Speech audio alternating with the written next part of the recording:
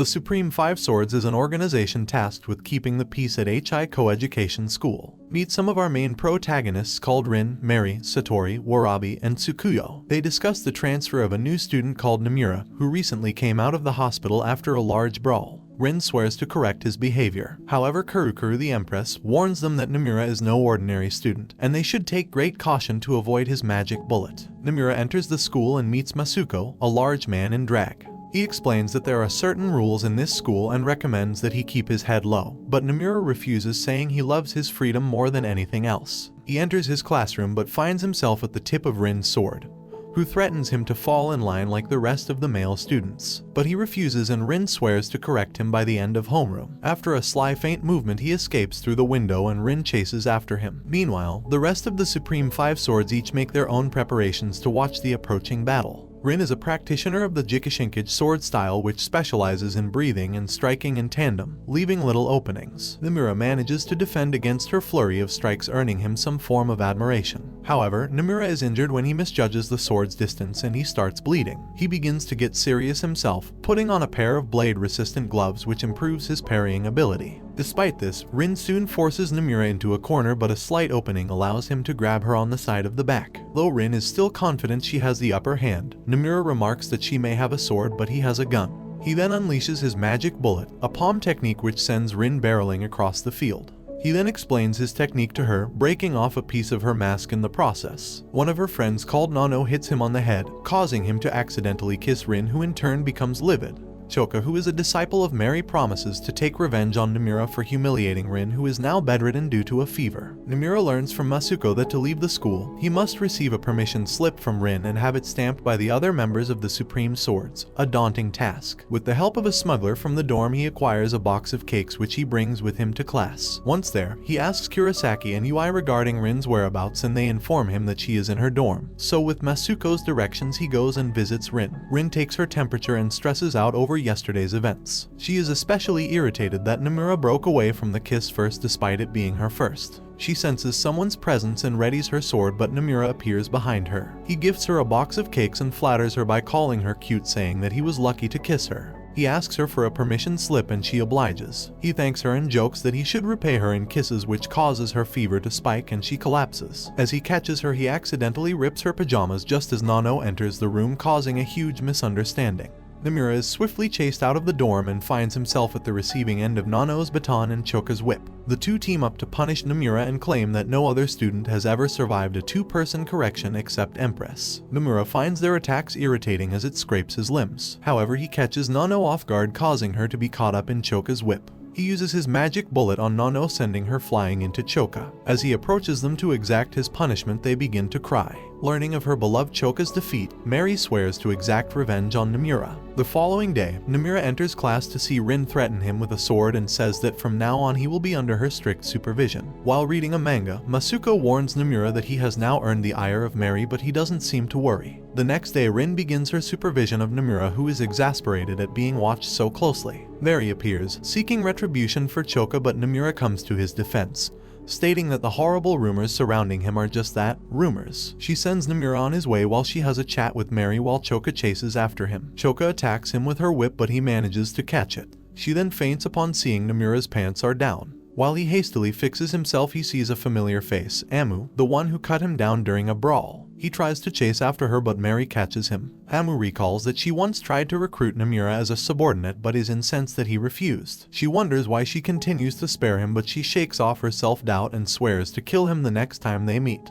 Using her acute hearing, Tsukuyo listens to Nomura and Mary duel. He is kept at bay by Mary's sharp and swift rapier strikes. He is unable to close in and he is slowly whittled away. He decides to charge at her with a banzai attack and is stabbed in the process, but Mary is shocked when she sees her attack blocked by the manga he was reading earlier. He smacks her on the head, giving him the range to use his magic bullet, defeating her. Expecting to be violated, Mary gives herself up to him, but he refuses, which irritates her as it implies that Rin was more attractive than her. He asks for her permission stamp and she tries goading him into touching her chest by placing the stamp in them. However, he continues to refuse. Rin then arrives and begins punishing him for his lecherous ways, but Mary stops her and admits defeat. She stamps his permission slip and declares that she will join Rin in supervising him. Nomura's even stricter supervision begins just as Warabi returns from Hawaii. She is chagrined at Rin and Mary's recent conduct and plots to correct them as well, and initiates her punishment plan. The next day, Nomura is shocked to see Masuko crucified on a flagpole. Suddenly, Warabi announces a sports death Olympics. She challenges Nomura to overcome her several trials, and in exchange, she'll release Masuko and stamp his permission slip.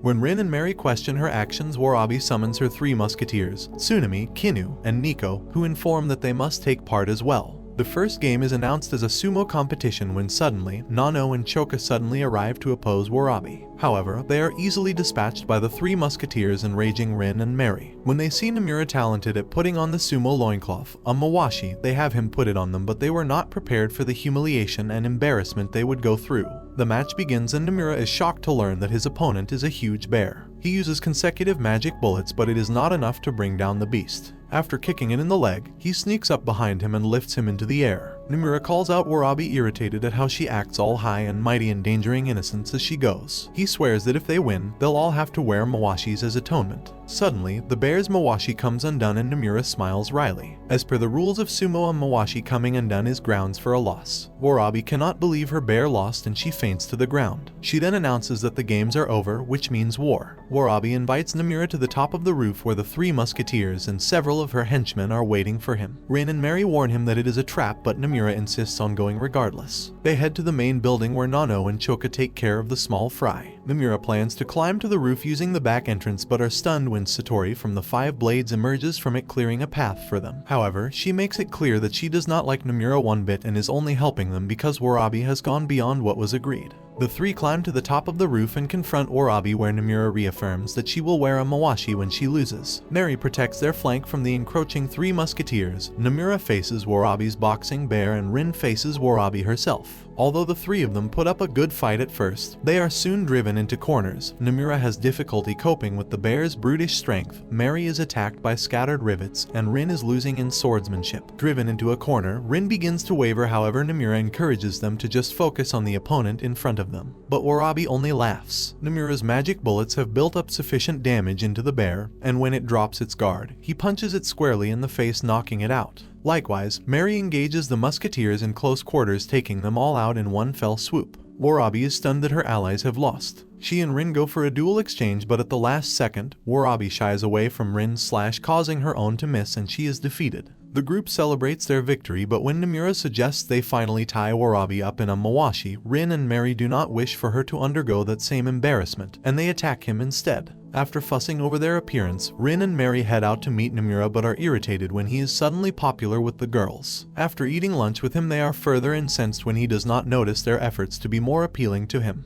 Over dinner, the 2 girls try to plan how to rein him in, which is enough to send chills up his spine. That night, someone enters his room. The next day, they are surprised when Nomura notices their fashion changes after all, flustering them both. During their routine inspection, they are angered when they find an image of Satori and Nomura in the nude. They start chasing him across the school grounds, while Nomura scrambles to comprehend what is happening. He collides into Warabi and her bear, and they allow him to hide. When she learns of his predicament, she is amused and asks him what his plan is. Nomura decides to find evidence that the picture was not consensual. Nomura intentionally gets caught allowing himself to be brutally interrogated by Rin and Mary. However, they stop when they see a horrific scar on his back. Warabi enters his cell and helps him up, revealing that she agreed to cooperate with his plan. The 2 sneak into Satori's dorm room to find the unaltered photo, but Warabi remarks that it could have been given to someone else, like the 3 masked girls under Satori's employ. They decide to investigate the showers next, narrowly avoiding traps and being caught by the dorm residents, who are distracted by the sight of a bear cub. They search the showers and find that Satori's sword is missing.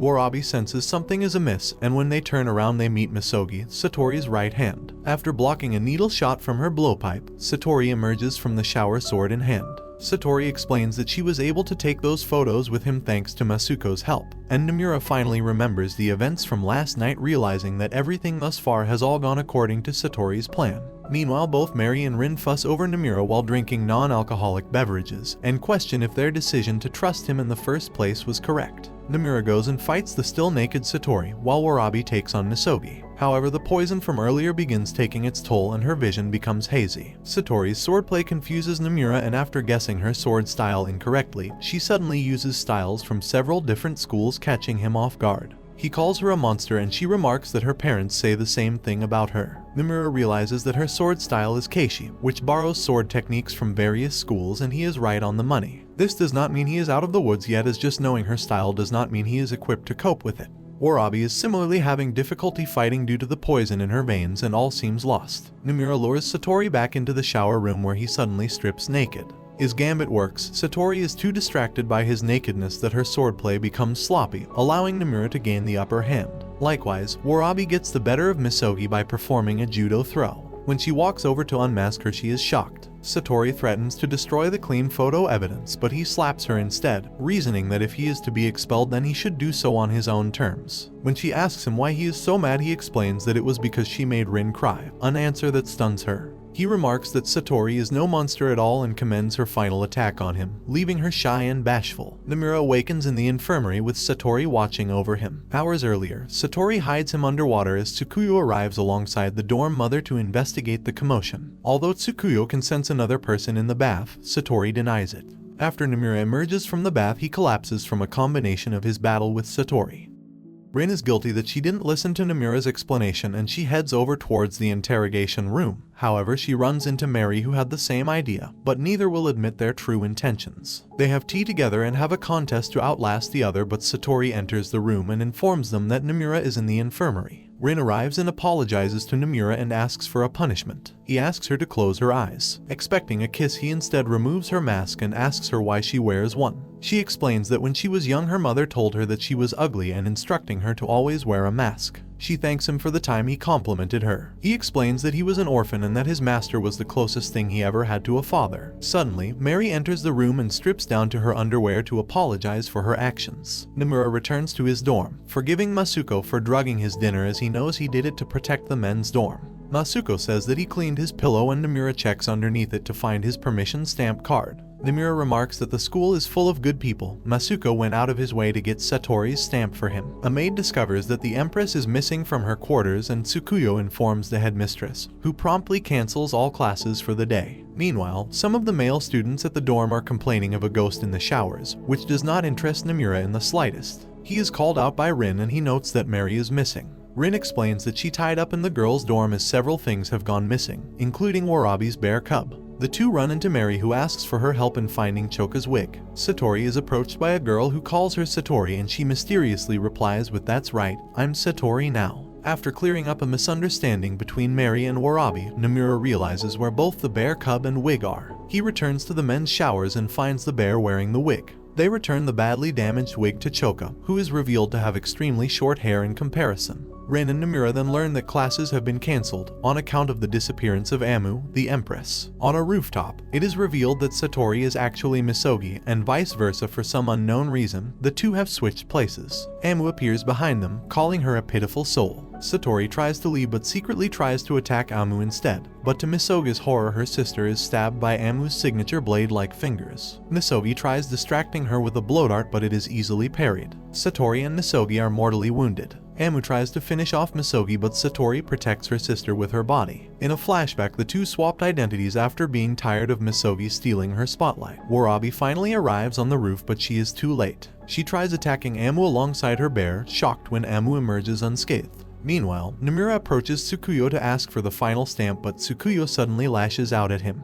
It is revealed that Tsukuyo's slash was merely an image in his mind, but she remarks that he really did die. She explains that the headmistress placed her in charge of him and was allowed 2 transgressions, but he has since exhausted those chances and she has run out of patience. Nomura learns 2 things about Tsukuyo. She is blind, but makes up for it with her hearing, and they are both disciples of the same sword style. Meanwhile, Warabi and her bear are gravely injured. Despite the intervention of Warabi's musketeers, they are still no match for Amu. Tsukuyo remarks that Nomura has made fast friends with the rest of the 5 blades, but before she can finish, she hears him leave. Tsukuyo is indignant at him leaving, revealing that she just wanted friends all along. Warabi begs Amu to spare her friends, but she ignores her cries for mercy, slicing apart her eyes, blinding her, as her friends look on in horror. Nomura finally arrives at the roof, but he is too late. Amu has left, and in her wake, absolute annihilation. The headmistress appears behind him and says to leave first aid to her, while she instructs him to deal with the bloodbath that is about to occur below. Mary and Rin attempt a simultaneous attack against Amu, but they are effortlessly kicked away. Amu says that through strenuous training her whole body is a lethal blade, a form of karate called Takemikazuchi, the sword god. Tsukuyo intervenes and is galvanized after Nano confirms that she is her friend. Tsukuyo's sword style manages to damage Amu, to everyone's surprise, but they note that Tsukuyo also took damage. Amu remarks that her blade is a child's toy and crushes the broken tip with her bare hands. As Amu goes in for the killing blow, Nomura finally appears, pushing her out of harm's way. Years prior, Amu and Nomura were originally good friends. However, after an incident involving Amu injuring a fellow student, they became enemies. In the present, Nomura tries to attack Amu, and although he is wounded, a manga in his pocket protects him.